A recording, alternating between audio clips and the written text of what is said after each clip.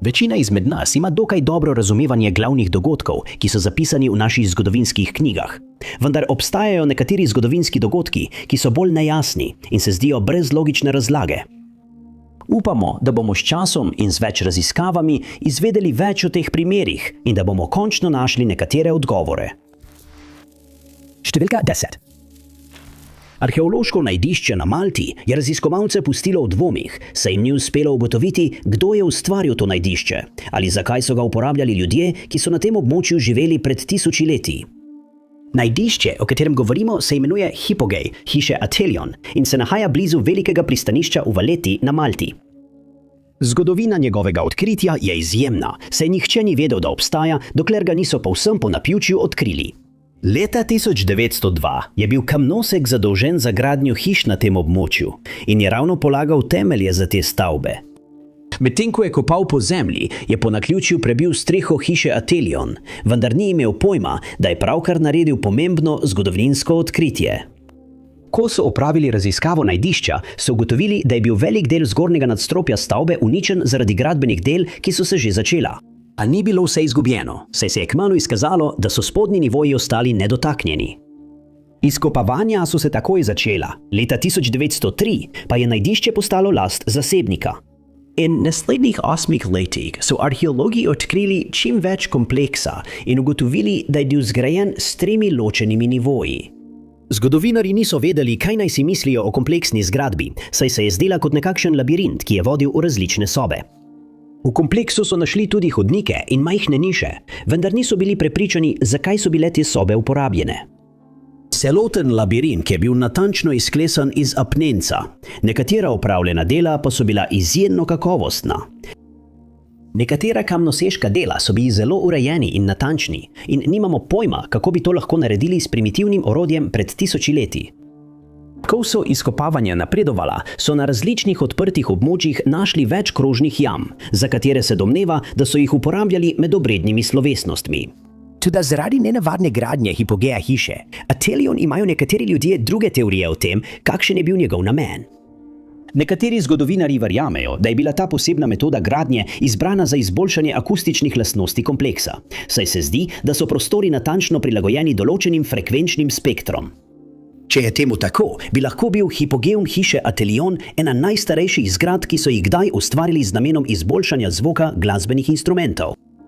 Medtem ko je sama zgradba skrivnostna, so tudi nekatere relikvije, ki so jih tam našli, precej nenavadne.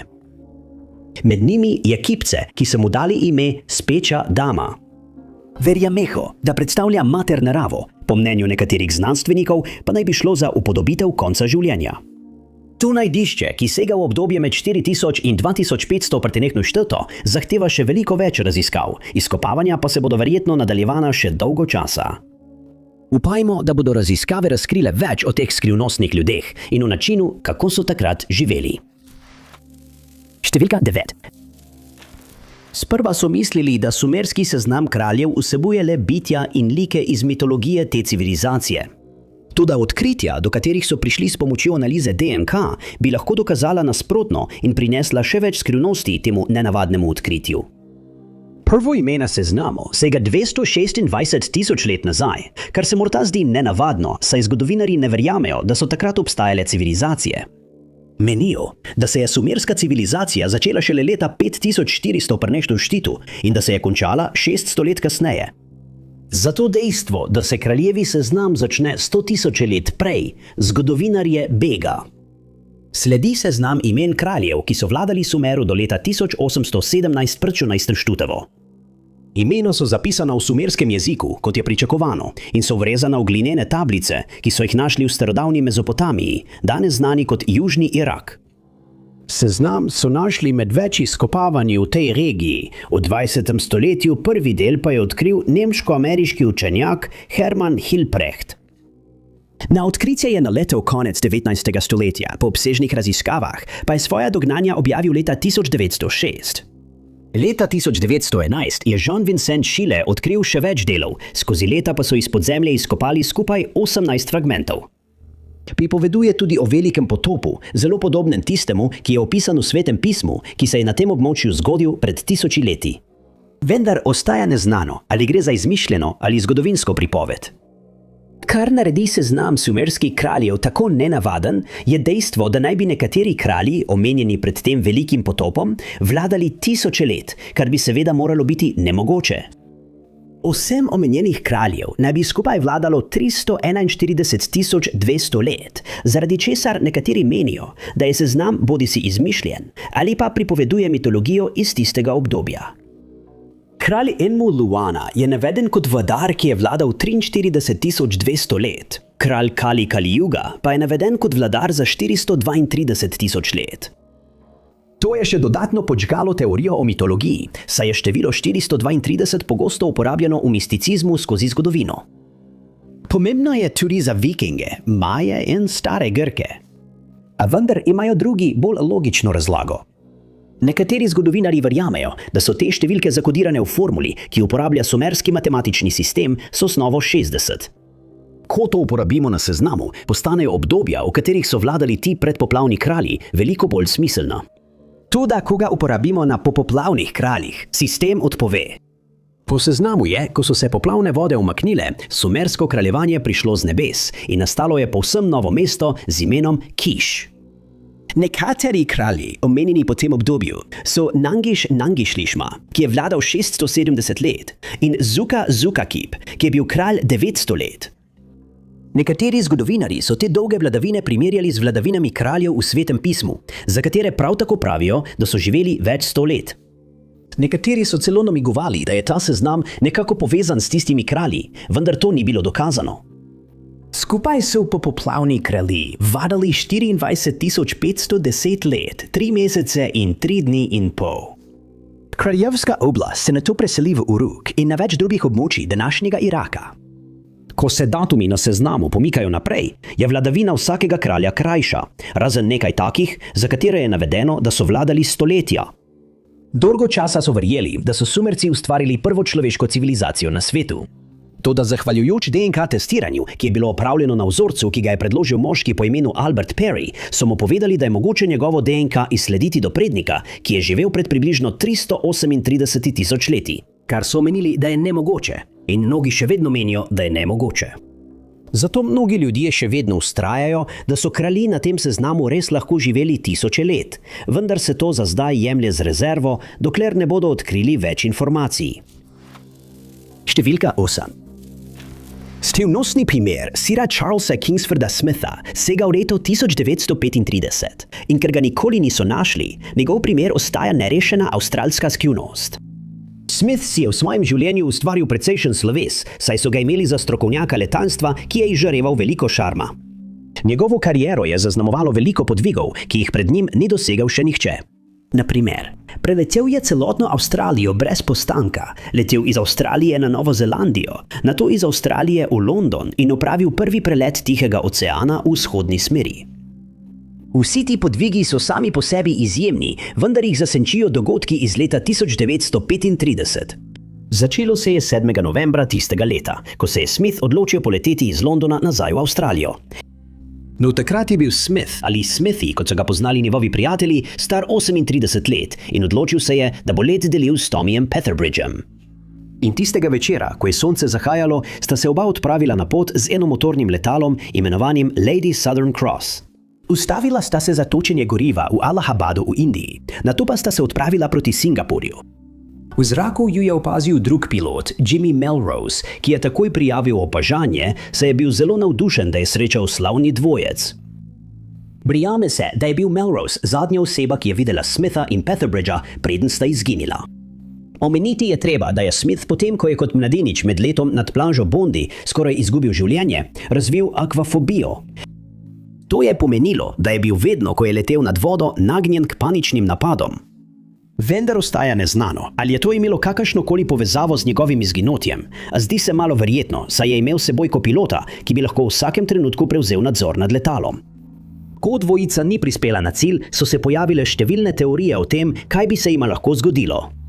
Večina ljudi je domnevala, da je njuno letalo strmoglavilo v visoka drevesa na otoku Aj v Mjanmaru, in to z dobrim razlogom.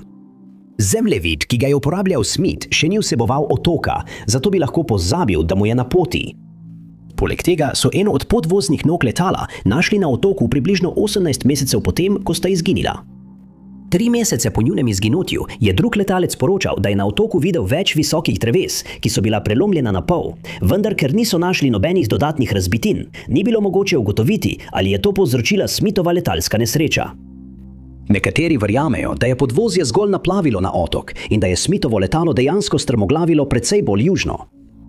Od takrat je več ljudi, vključno z zgodovinarjem Ianom Mackenziem, iskalo dodatne sledi na otoku, vendar brez uspeha. Ker niso našli ničesar več, izginotja Smitha in Petherbridgea nikoli niso bila razrešena in dogodki, ki so se zgodili tisto noč, morda nikoli ne bodo prišli na dan. Številka 7. Vedno je zaskrbljujoče, ko se najde dokaz, da je nekdo, za katerega so domnevali, da je mrtev, v resnici nekje živ, ne da bi to vedeli njegovi prijatelji in družina. Čeprav nikoli ni bilo dokončno dokazano, da je Herschel Greenspan preživel drugo svetovno vojno, ena fotografija nakazuje, da je bilo temu res tako. Greenspan, ki je prihajal iz Hanovra v Nemčiji, nikoli uradno ni postal nemški državljan, zahvaljujoč nemškemu zakonu o državljanstvu iz leta 1923, ki je določal, da lahko otrok rojen v Nemčiji pridobi državljanstvo le, če sta bila oba njegova starša rojena tam. Namesto tega je postal državljan Poljske, skupaj s preostalo družino po koncu Prve svetovne vojne. Medtem ko je živel v Hanovru, je bilo razglašeno, da bodo vsi poljski Judi v Nemčiji aretirani in Greenspanova družina je bila med 12.000 ljudmi, ki so jih prijeli. Vse njihovo premoženje in zemljo so zasegli, družino pa so prisilili, da se je z vlakom vrnila na Poljsko. Ko so prispeli do meje, so morali prehoditi približno 3 kilometre, da bi prišli do mesta, vendar jim vstop ni bil dovoljen in so morali ostati na meji, kjer je zanje skrbel Rdeči križ. Razmere so bile grozljive in veliko ljudi je zbolelo. Greenspan tega ravnanja ni mogel več prenašati, zato je skoval zloben načrt. Ko je pridobil nekaj denarja, je kupil strelno orožje in odpotoval na nemško veleposlaništvo v Parizu. Zahteval je pogovor z uradnikom veleposlaništva, trdil je, da je vohun in da ima pomembne informacije, ki jih želi posredovati. Povedal je, da bo informacije predal le veleposlaniku, ki ga je imenoval njegova ekscelenca. A zadovoljiti se je moral s pogovorom z Ernstom von Rathom, mlajšim uradnikom. Odvedli so ga v pisarno von Ratha, kjer so ga prosili naj predstavi omenjene informacije, a namesto tega je Greenspan potegnil orožje in ustrelil. Takoj so ga aretirali in v celoti je priznal zločin. Greenspan je zaradi svojega nepremišljenega dejanja postal nekakšna zvezda in je v zaporu Fresne v Parizu dal več intervjujev. Tožilstvo se je trudilo, da bi ga poslali nazaj v Nemčijo na sojenje, vendar je francoska vlada to zavrnila. Na koncu so ga premestili v Burgas, vendar so med prevozom tja njega in še nekaj drugih zapornikov napadla nemška letala. Nekaterim zapornikom je med kaosom uspelo pobegniti in domnevali so, da se jim je pridružil tudi Greenspan, saj ga ni bilo med tistimi, ki so na koncu prispeli v Burgas. Če bi to vedel, bi verjetno pobegnil, a namesto tega je peš odšel v Burgas, kjer se je predal policiji in pojasnil, da so ga preprosto pustili za sabo, ko so po napadu zbrali ostale zapornike. Nato so ga zaprli v Toulouseu, vendar so ga Nemci še vedno iskali. Ker je bila Francija do takrat že kapitulirala, so zahtevali, da jim izročijo Greenspana, čeprav mu je bila nemška državljanstva zavrnjena. Francoska vlada se tej zahtevi ni uprla in Greenspan je bil zaprt na ulici princa Albrehta. Na koncu so ga premestili v Magdeburg, vendar njegova usoda potem ostaja neznana. Nekateri verjamejo, da je umrl v priporu, drugi pa so ugibali, da je preživel vojno in se preselil v Pariz. To teorijo je leta 1946 okrepil pojav fotografije, ki je prikazovala moškega, za katerega so mnogi menili, da je Greenspan. Fotografija je bila posneta v Nemčiji in čeprav nikoli ni bilo potrjeno, da je to res Greenspan, mnogi verjamejo, da je dolgo živel, neopažen strani nemških oblasti. Številka 6. Vojaško osebje že desetletja poroča o nenavadnih lučeh na nebu in nerazrešen primer izginotja 2 pilotov, Felixa Monckel in Roberta Wilsona, ni nobena izjema. Incident se je zgodil v noči na 23. november leta 1953. Po vseh podatkih je bila nevihtna noč in člani ameriškega poveljstva zračne obrambe, ki so bili nameščeni blizu kanadske meje, so postali sumničavi, ko so na svoji radarski opremi opazili, da se približuje letalo. Sprva so domnevali, da bi lahko šlo za kanadsko letalo, vendar so za vsak slučaj iz bližnje letalske baze Kinross poslali reaktivno letalo F-89C Scorpion, da bi zadevo raziskali. Na krovu sta bila prvi poročnik Felix Moncla, ki je pilotiral letalo, in drugi poročnik Robert Wilson, ki je bil zadolžen za sledenje plovilu prek radarja. V naslednjih nekaj mesecih so stvari v zraku postale zelo nenavadne in po mnenju ufologov je to postal eden najbolj nenavadnih vojaških opažanj NLP-ev, kar so jih kdaj zabeležili. Menilo se je, da bo plovilo razmeroma lahko najti, vendar temu ni bilo tako. Ko je letalo vzletelo, je Wilson težko sledil plovilu prek radarja, saj je nenehno spreminjalo smer. To je bilo sporočeno zemeljski ekipi, ki je nato začela usmerjati Monclaja. Pospešil je na 500 milj na uro in sčasoma začel dohitevati neidentificirano plovilo, vendar je do takrat že minila pol ure. Zemeljska ekipa je bila presenečena nad okretnostjo drugega plovila in zaskrbljeno je opazovala, kako se je reaktivno letalo začelo približevati svojemu cilju. Ukazali so Moncli, naj se spusti z 25,000 na 7,000 čevljev. In približno 70 milj od obale rta Keweenaw Point so končno dohiteli neznani predmet. Pripadniki vojske, ki so upravljali radar, so povedali, da sta se dve točki na njihovem zaslonu začeli približevati ena drugi. Nato pa se je zgodilo nepredstavljivo. Moncla in Wilsonov signal na radarskem zaslonu je nenadoma izginil, kar je povzročilo veliko zaskrbljenost pri vseh vpletenih. Le nekaj sekund kasneje je drugo plovilo nenadoma spremenilo smer, preden je tudi njegova točka brez razlage izginila. Druga letala so bila takoj poslana na območje, da bi preverila, kaj se je zgodilo, vendar niso našli nobenih sledi obeh moških. Iskanje so izvedli ameriško vojno letalstvo, obalna straža in kanadsko vojno letalstvo, vendar brez uspeha. V svojem poročilu za medije je vojska pojasnila, da sta se dva signala na njihovem radarju v nekem trenutku združila, nato pa je njihov reaktivec nenadoma izginil, kot da bi izginil v nič. A vendar so to izjavo kmalu zatem spremenili in trdili, da je radarist napačno interpretiral, kar je videl, ter da sta Moncla in Wilson uspešno prestregla objekt, ki je bil letalo kanadskih zračnih sil C-047. Nadalje so trdili, da je letalo zletelo približno 30 milj izven predvidene poti v prepovedani zračni prostor. Ko so jih vprašali o Wilsonu in Monclu, so ugibali, da je pilot nenadoma doživel napad vrtoglavice, zaradi česar je letalo strmoglavilo v Gornje jezero, medtem ko sta se oba moška vračala na bazo po uspešno opravljeni misiji. Kanadska vojska je izjavila, da je to izmišljotina, saj tisto noč niso izvedli nobenega poleta. In poleg tega so Monclovi ženi sprva povedali, da je strmoglavil v jezero, nato pa, da je njegovo letalo eksplodiralo v zraku. Vsakašna omemba te posebne misije je bila odstranjena iz vojaških zapisov in dogodek nikoli ni bil v celoti pojasnjen. Veliko ljudi verjame, da je šlo za srečanje z nezemeljskim plovilom, vendar bo, ali je to res ali ne, verjetno ostalo neznano javnosti, saj o tej misiji sploh ne obstajajo nobeni zapisi. Številka 5. Če bi naključno osebo na ulici vprašali, kdo je po njenem mnenju odkril Ameriko, bi 99% ljudi odgovorilo z imenom Krištof Kolumb. Tako so nas učili v šoli in tako piše v zgodovinskih knjigah, vendar pa naj bi bil po nekaterih virih pravzaprav Valižan tisti, ki je prvi prispel na celino. Leta 1170 je bil Owen Gwynedd vladar slavnostne grofije v Walesu z imenom Gwynedd in še vedno velja za enega najboljših in najpomembnejših kraljev, kar jih je ta dežela kdaj imela.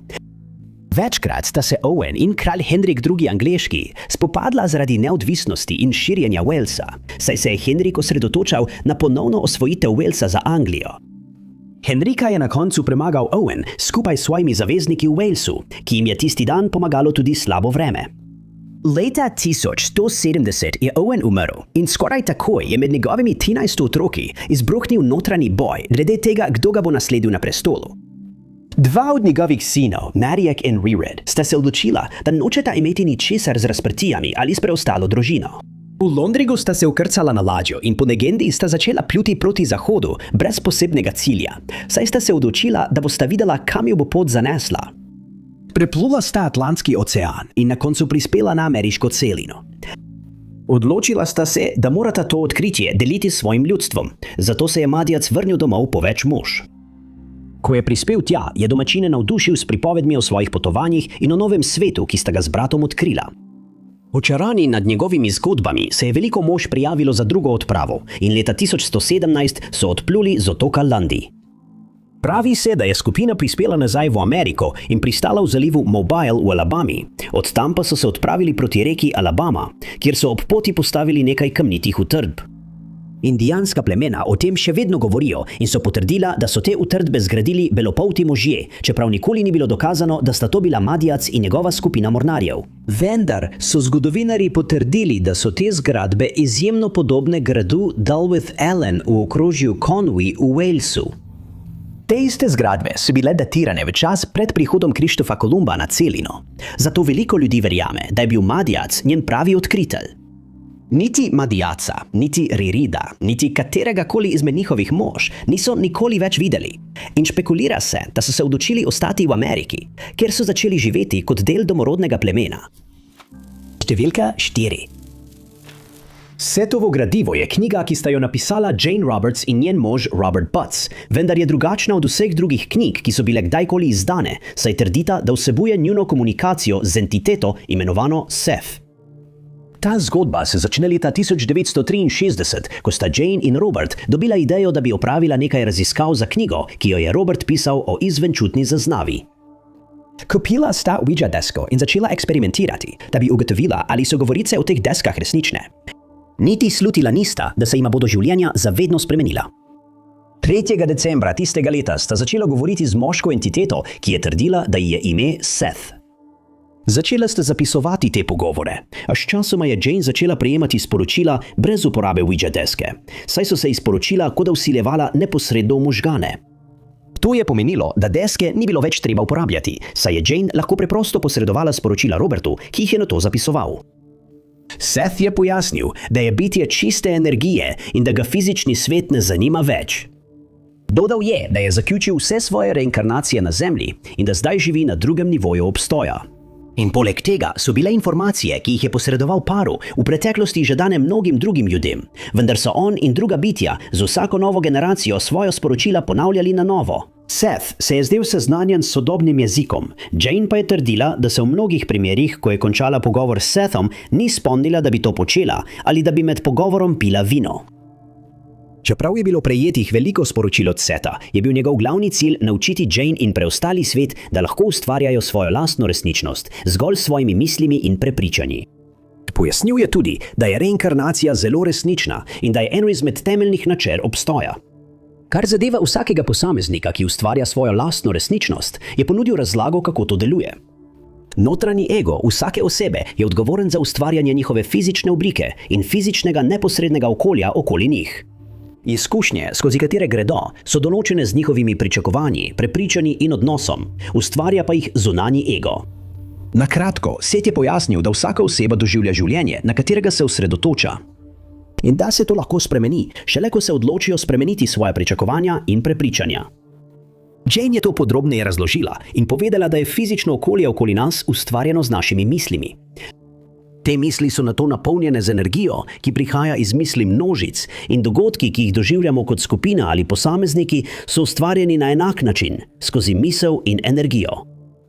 Poleg tega je Seth trdil, da resničnost nima začetka ali konca in obljubil, da bo vsak, ki mu bo sledil, doživel spremenjeno stanje zavesti in pustolovščine, o katerih si ni mogel niti sanjati. Te seanse so se nadaljevale še 21 let, dokler Jane ni umrla leta 1984. Medtem ko mnogi ljudje verjamejo, da Seth nikoli ni zares obstajal, so številni drugi v Janeinih zapisih našli modrost, saj so menili, da so njene knjige spremenile njihov pogled na svet na bolje. Številka 3. V 14. in 15. stoletju je bila plemiška družina Corte Real, ki je izvirala iz Španije, znana po svoji ljubezni do raziskovanja svetovnih oceanov. Dva sinova družine, Gaspar in Miguel, sta to ljubezen podedovala od svojega očeta, Joa Vaz Corte Reala. Za Gasparja so pravili, da je bil pravi pustolovec med obema, saj je odraščal ob poslušanju zgodb o daljnih deželah in se hitro naučil brati zemljevide. Njegovo željo po pustolovščinah so še okrepila odkritja, ki so jih do leta 1500 naredili drugi raziskovalci, vključno z novimi trgovskimi potmi, novimi celinami, ozemlji in rasami, ki jih še nikoli niso videli. Kot odraslega je Gasparja izbral portugalski kralj Manuel I, da se pridruži drugim raziskovalcem pri odkrivanju novih območij. In na svojem prvem potovanju je morda dosegel Grenlandijo, čeprav ta teorija ostaja sporna.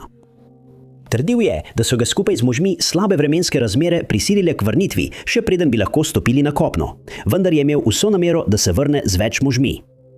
Ko je leta 1501 zbral veliko skupino raziskovalcev, je ponovno odplul, tokrat s 3 ladjami. Ko so prispeli na območje, so zaradi ledenih razmer naleteli na težave. Ladje niso bile zgrajene za prebijanje skozi led, zato se je Gašpar odločil spremeniti smer in verjame se, da je skupina pristala na Novi Fundlandiji ali morda v Labradorju. Odprava je bila uspešna in Gašpar je približno 60 ljudi, ki so živeli na tem območju, odpeljal s seboj nazaj na Portugalsko. A nekaj, kar nam ni znano, se je zgodilo na poti, saj sta druga 2 ladja varno prispeli, Gašparjeve pa ni bilo nikjer. Miguel ni mogel sprejeti, da je njegov brat preprosto izginil, in ker je tudi sam imel rad pustolovščine, ter mu je bilo obljubljeno nekaj odkrite zemlje, se je odločil, da začne iskati Gasparja. Leta 1502 je zbral novo skupino mornarjev in s 3 ladjami odplul iz Lizbone. Odpravil se je nazaj na območje, kjer so njegovega brata nazadnje videli, kar je pomenilo, da so morali on in njegovi možje prečkati iste ledene vode, na katere so naleteli Gašpar in njegove posadke. To ni predstavljalo večje težave, saj so območje dosegli brez večjih zapletov. Toda potem je Miguel naredil usodno napako. Odločil se je, da morajo preiskati večje območje hitreje, zato je ukazal, da 3 ladje odplujejo vsaka v svojo smer. Dogovorili so se, da se bodo srečali na določenem mestu sredi avgusta tistega leta in 2 ladji sta res prispeli, toda Miguelova je izginila, prav tako kot ladji njegovih bratov. Ugibali so, da je bila njegova ladja ali nepopravljivo poškodovana zaradi ledu, ali pa je potonila med nevihto. Družina Corte Cortereal pa ni obupala. Leta 1503 je njun brat Vasco Anes poslal 2 ladji na isto območje, da bi poiskal brata. Saj mu seveda ni bilo dovoljeno spremljati odprave. Nekateri zgodovinarji pa so domnevali, da se morda eden od bratov ni vrnil na Portugalsko, ali pa se nista vrnila oba, ter da je v enem od teh območij dolgo živel eden od njiju ali pa oba. Toda to se seveda nikoli ni bilo dokazano in zgodovinarji lahko le ugibajo, kaj se je zgodilo z bratoma Corte Cortereal pred toliko stoletji. Številka 2. Pravijo, da so bili pripadniki kulture zvončastih čaš ključni pri prenosu bronaste dobe v Britanijo in da so morda pomagali pri prenovi Stonehengea. Vendar vemo zelo malo o tej civilizaciji in načinu življenja, kakršnega so imeli. Zdaj verjamemo, zahvaljujoč analizi DNK, da so pripadniki kulture zvončastih čaš prispeli v Britanijo nekje med letoma 2400 in 2600 pr. Štenato in da je njihov prihod pomenil konec neolitika. Poleg tega pravijo, da je njihova DNK skoraj v celoti nadomestila DNK prvotnih prebivalcev Britanije, kar pomeni, da skoraj nihče od prvotnih prebivalcev otoka ni povezan z današnjimi ljudmi, ki tam živijo. To so ugotovili v študiji, kjer so primerjali DNK ljudi, ki so bili pokopani v Britaniji pred in po prihodu teh skrivnostnih ljudi. Vodilni raziskovalec, profesor Ian Barnes, je poročal, da je bila DNK najdena v ostankih ljudi, ki so bili pokopani po njihovem prihodu, izjemno drugačna od DNK prvotnih prebivalcev, kar je nakazovalo na velikansko zamenjavo prebivalstva. Pripadniki kulture zvončastih čaš so dobili to ime zaradi svojega značilnega sloga lončarstva. Pred približno 4500 leti so začeli izdelovati zvončasto oblikovano lončenino, kakršne prej še niso videli in ki so jo prvič opazili na območju današnje Španije in Portugalske. Ta slog je hitro postal moden v Evropi in stoletje kasneje so ga prvič opazili v Britaniji. Čeprav za to ni bilo najdene trdne razlage, so učenjaki predlagali, da so bili pripadniki kulture zvončaste čaše sredi množične selitve in da so ta slog lončenine prinesli s seboj kamorkoli so šli. V nekaj stoletjih je v Britanijo prispelo še več pripadnikov kulture zvončaste čaše in kmalu so skoraj popolnoma zamenjali DNK prvotnih prebivalcev tega območja. Imamo celo dobro predstavo o tem, kako so izgledali.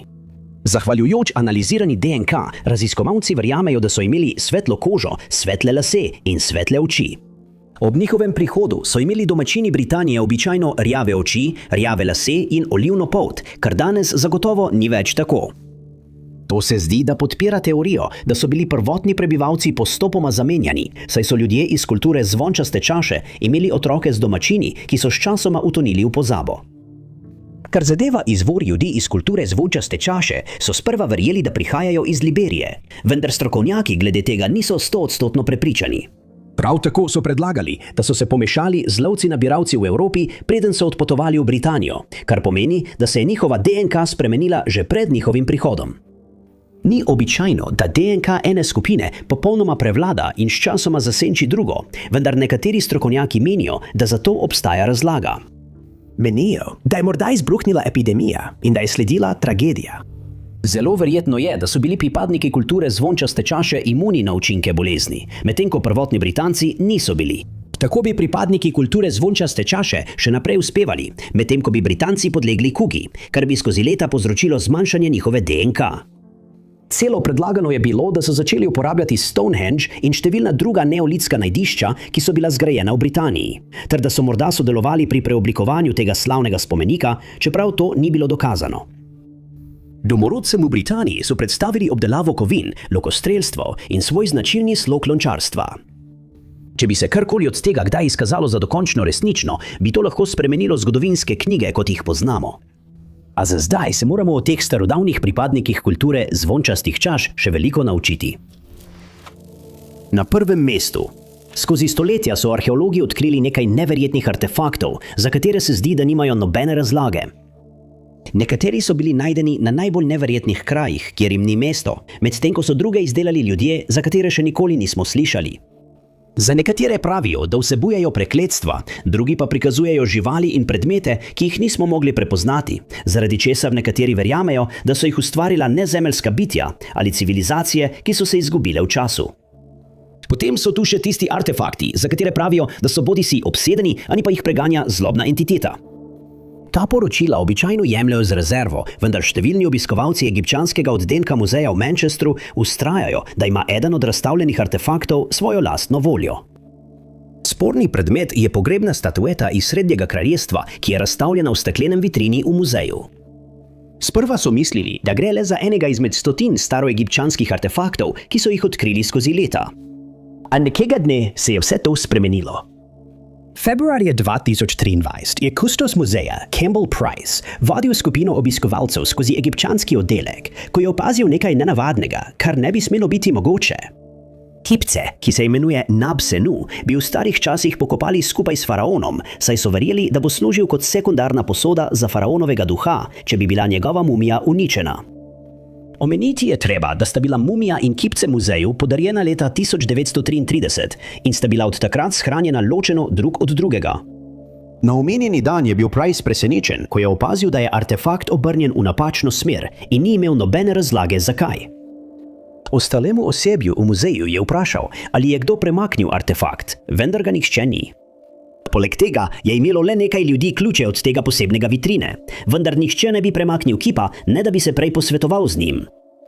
Odprl je vitrino, obrnil kip nazaj v prvotni položaj in ponovno zaklenil vitrino. Naslednji dan je bil kip spet obrnjen v drugo smer, dan zatem pa se je ponovno premaknil.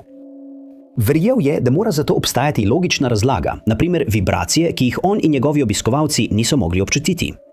Toda noben drug artefakt v isti vitrini se ni premaknil niti za milimeter, zato je bil Price povsem zmeden. Ker so sumili, da je nekdo dobil dostop do vitrine, so nanjo usmerili kamero, ki je vsako minuto posnela fotografijo.